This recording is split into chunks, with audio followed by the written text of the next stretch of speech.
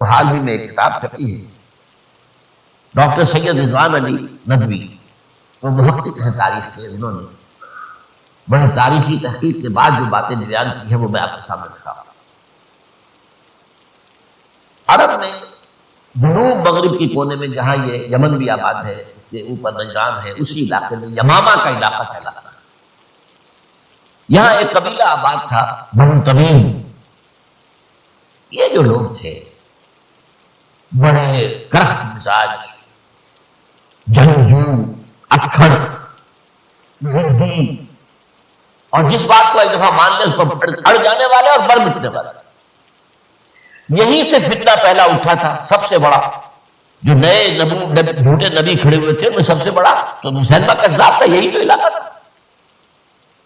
اور اس کے خلاف اس فتنے کی سرکوبی میں کتنے صحابہ، 1200 صحابہ ایک جنگ کے اندر شہید، جن میں 500 جو ہے وہ حفاظ رضی اللہ تعالیٰ عنہ۔ یہ لوگ یہ تھے بڑے زوردار تھے۔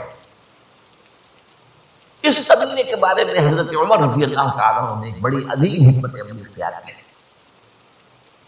ان کو وہاں سے اکھاڑ کر اور ایران کی سرحدوں پر آباد کر دیا، اب جہاں پر جہاد ہو رہا تھا، تاکہ ان کے اندر جو یہ جنگجوئی ہے یہ اب اس مقصد کے لیے استعمال ہو،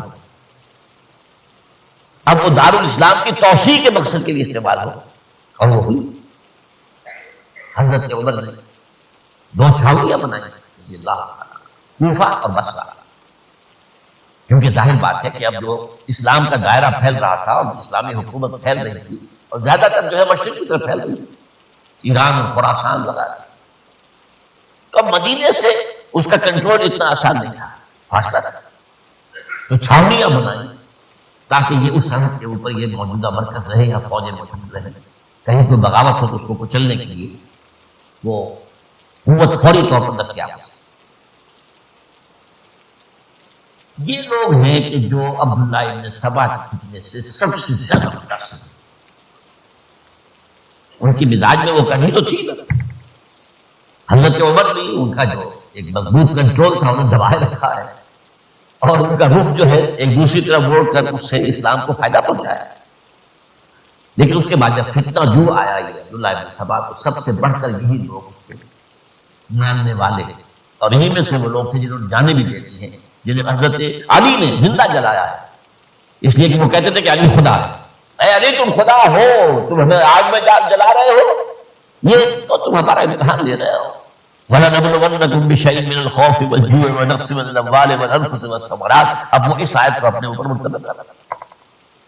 تو یہ جو کرخت لوگ تھے، انہوں نے در حقیقت جو ہے عبداللہ ابن سبا کے کردار میں سب سے بڑا رول پلے کیا، اور انہی کے ہاتھ میں حضرت عثمان شہید رضی اللہ عنہ۔ اور اس کے بعد انہوں نے حضرت علی رضی اللہ تعالیٰ عنہ کو اپنے گھیرے میں لے لیا، کیونکہ انہی کی کثیر تعداد موجود تھی مدینے میں جب حضرت عثمان شہید ہوئے۔ اس کے بعد اب ظاہر بات ہے کہ کوئی نہ کوئی تو خلیفہ ہونا چاہیے۔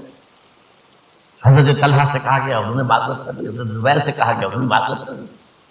اب ظاہر بات ہے کہ حضرت علی آخر امت کو چھوڑا تو نہیں جا سکتا تھا بغیر امام کے، انہوں نے قبول کر لیا، اگرچہ حضرت حسن روکتے رہے کہ ابا جان یہ ان لوگوں کی بیعت جو ہے آپ کو بولنا چاہیے۔ حضرت حسن تو ان میں سے ہے جو حضرت عثمان کے دروازے پر کھڑے تھے پہرے دار کی حیثیت سے، حسن اور حسین رضی اللہ تعالیٰ عنہ، انہیں تو معلوم تھا فتنہ بدو کون لوگ۔ اس کے بعد حضرت علی رضی اللہ تعالیٰ عنہ اسی حکمت سے جس حکمت کے تحت حضرت عمر نے یہ چھاونیاں آباد کی تھی، دارالخلافہ بھی مدینے سے کوفہ منتقل کر دیا تاکہ پورے عالم اسلام کو کنٹرول کیا جا سکے۔ اس کا نتیجہ یہ نکلا کہ اب گویا کہ حضرت علی کے گرد ان لوگوں کا گھیراؤ مکمل، کوفے میں یہی تو آباد تھے، کوفی یہی تو تھے، حضرت عمر نے انہیں لا کے یہاں آباد کیا تھا۔ جب حضرت علی نے کوفے کو اپنا دارالخلافہ قرار دیا تو گویا کہ ان کا پھر عمل دخل بہت بڑھ گیا۔ ایک طریقے سے بھی کہا جا سکتا ہے کہ انہوں نے اب حضرت علی رضی اللہ تعالیٰ عنہ کو اپنے محاذ میں، چنانچہ جنگ جمل کے موقع پر یہ ہوا ہے، یہ صلح ہو گئی تھی، حضرت عائشہ رضی اللہ تعالیٰ عنہ کے جو نمائندے تھے اور ادھر سے حضرت علی، صلح ہو گئی تھی، طے ہو گیا تھا کہ ہاں قاتلین عثمان جو ہے اس کو سزا دی جائے گی، قصاص لیا جائے گا حضرت عثمان کے قتل۔ لیکن ان لوگوں نے 10,000 آدمی کھڑے ہو گئے کوفے کے اندر، ہم سب قاتل ہیں عثمان کے، لوگ کے ساتھ ان سے اگر لے سکتے ہو۔ اس کے نتیجے میں اور انہوں نے جنگ شروع کر، اور جب جنگ شروع ہو جائے تو پھر اس کے بعد تو کوئی نہیں دیکھ سکتا کیوں شروع ہوئی، کیسے شروع ہوئی، کس نے شروع کی۔ اب تو یا مارو یا مرو، دو ہی باتیں ہوتی۔ 10,000 مسلمان ایک رات میں شروع جنگ میں۔ اب اس کے بعد حضرت علی رضی اللہ تعالیٰ عنہ کی خلافت جو ہے، حضرت علی معاویہ نے ماننے سے جہاد، جب تک قاتلین عثمان کو سزا نہیں دیتے ہم بیعت نہیں کریں۔ یہ نہیں کہ دعویٰ کیا ہو کہ میں خلافت کا حقدار ہوں، یہ نہیں، لیکن یہ کہ آپ کو ان کو سزا دے دی۔ اب یہ تھا وہ مخمصہ جس میں حضرت علی رضی اللہ تعالیٰ عنہ وہ فرماتے ہیں تو میرا ساتھ دو تو میں ان قاتلین عثمان سے سزا جو ہے ان کو سزا دے سکتا۔ ادھر انہیں پتا تھا کہ میں سرنڈر کرتا ہوں تو مجھے علی تک تو پہنچنے کوئی نہیں دے گا، راستے میں ختم کر دیں گے رضی اللہ تعالیٰ عنہ۔ یہ پیچ تھا ایک جو ایسا پڑا۔ اب اس میں جب حضرت معاویہ اور حضرت علی کے مابین فیصلہ کن جنگ ہوئی، جنگ صفین سے،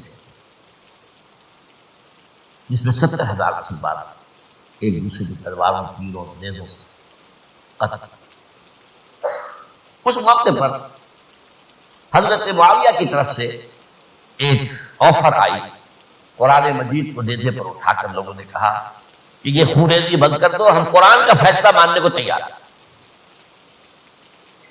حضرت علی دیکھ رہے تھے کہ یہ اصل میں میری فتح کو شکست سے بدلنے کا پروگرام، تقریباً فتح میری ہو چکی، لیکن یہ جو طبقہ تھا یہ ان کا نہیں، بڑی ٹھیک بات کہہ رہے ہو، مانیے ان کی بات، جنگ بند۔ انہوں نے ہی یہی لوگ تھے جنہوں نے مجبور کیا حضرت علی کو کہ وہ تحکیم پر ڈالا۔ اس کے بعد تحکیم میں جو معاملہ ہوا، حضرت علی حضرت عبداللہ ابن عباس کو اپنی طرف سے حاکم بنانا چاہتے، یہ اڑے نہیں، یہ اکھڑ اڑ جانے والے لوگ، اور یہی اصل قوت ہے، وہاں ساری طاقت کوئی نہیں تھی۔ تو انہوں نے ابو موسیٰ اشعری کو اپنی طرف سے بنا، وہ بہت نرم ہوا تھا، انہیں بنانا تھا۔ بہرحال جو بھی بات طے ہوئی، اب تاریخ کی روایتوں میں اختلاف ہو سکتا ہے۔ کہا یہ جاتا ہے کہ طے تو یہ ہوا تھا حکمین کے مابین، ادھر سے ابو موسیٰ اشعری، ادھر سے عمرو بن العاص رضی اللہ تعالی عنہ، کہ آپ اپنے جو کلائنٹ ہیں حضرت علی، آپ انہیں معزول کر دیجئے، میں معاویہ کو معزول کر دیتا ہوں، پھر جو ہے مسلمان فیصلہ کر لیں کسی اور کی عبادت۔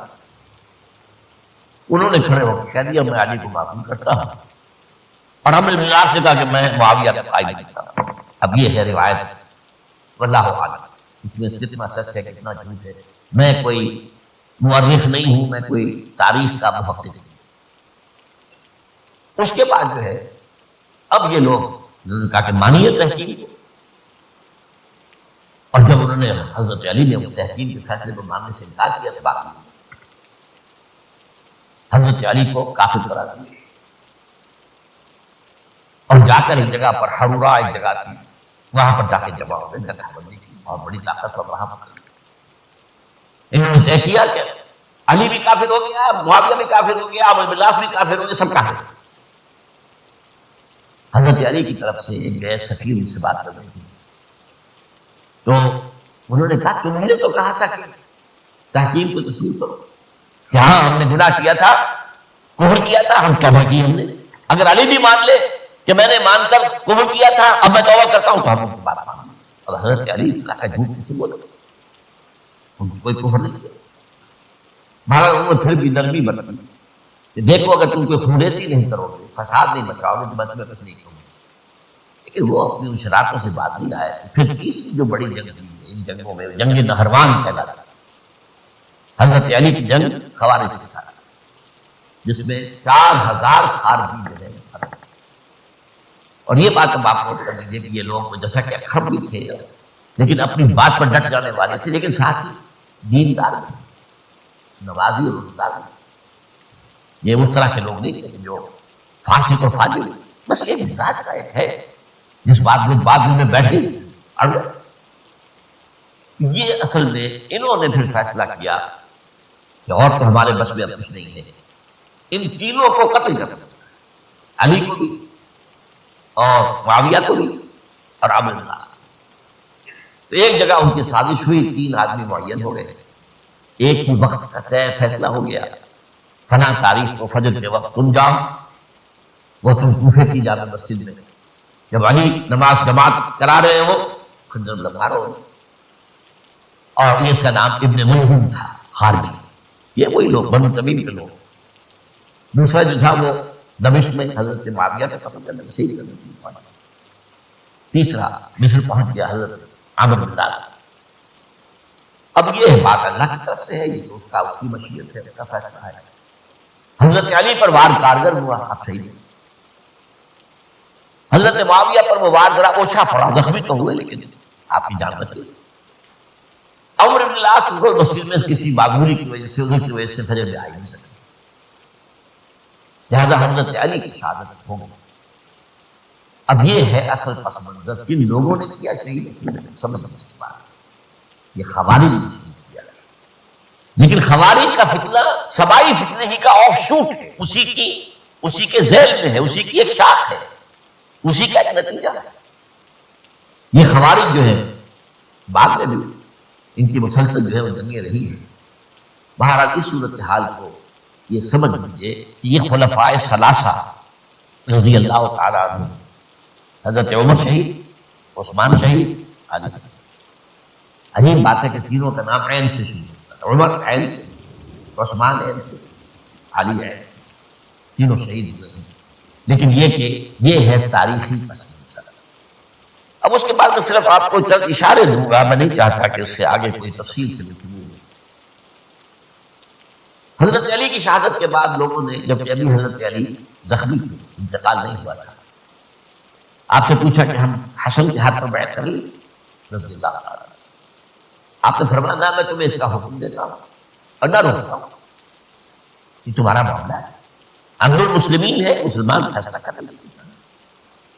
چنانچہ حضرت حسن رضی اللہ تعالیٰ عنہ کے ہاتھ پر حکم. اب معاملہ ٹھہرا حضرت حسن اور حضرت معاویہ کا معاملہ. 6 ماہ خلافت رہی ہے حضرت حسن رضی اللہ تعالیٰ عنہ، اور میں انہیں 5واں خلیفہ راشد مانتا ہوں.